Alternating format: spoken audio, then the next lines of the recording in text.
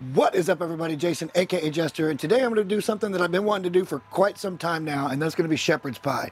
It's super simple and it's delicious and it's sure to become a family favorite. Let me show you how it's done.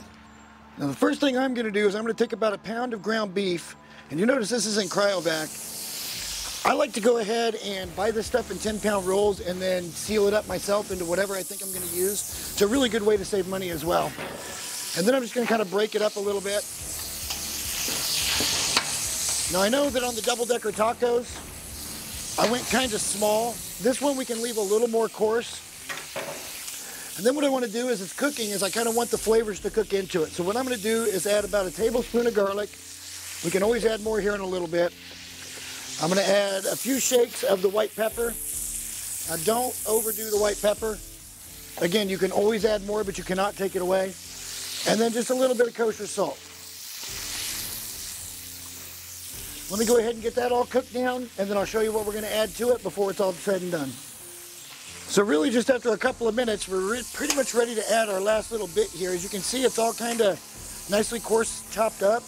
What I'm going to do is I'm going to take some peas and carrots and just add this to the mix. Probably somewhere in the 2 to 1 meat to vegetable range. And I think we pretty much have it measured out just about right there. Now, I'm doing this at about 3/4 because you want to make sure that these are cooked. This is fresh frozen peas and carrots. I just bought a bag, and it was really hard to find these, so hopefully you guys don't have much trouble with them. But yeah, we're just going to get this all nice and warmed up, and then I will be back and show you the very next step. The next step is you want to take your meat stuff and you want to put it in a nice dish that's capable of going under a broiler, because we're going to put some potatoes on top of this. Speaking of the potatoes, I went ahead and got a cheap little pastry bag. This has got metal tip to it, which is going to give you kind of a design on it. This was, I think, $10 on Amazon. But what you want to do is you want to twirl it down, get your mashed potatoes in there, make sure these are good and whipped. Any lumps are not going to get through there, so make sure you whip them up. Even if you have to use like a blender, that'll work out pretty good. Please don't laugh at me. I haven't done this in ages. But all you really want to do is just continue to do this all the way around. And when you need to, you roll it back down like so and continue on with your potatoes until it's all covered all the way up.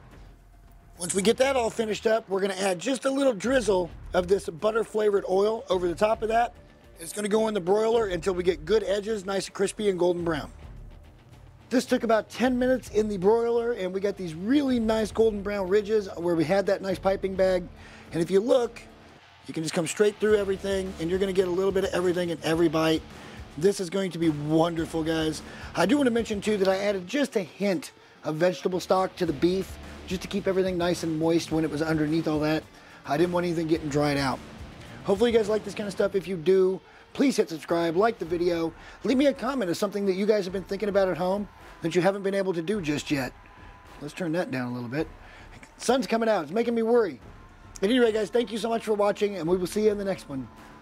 Bye.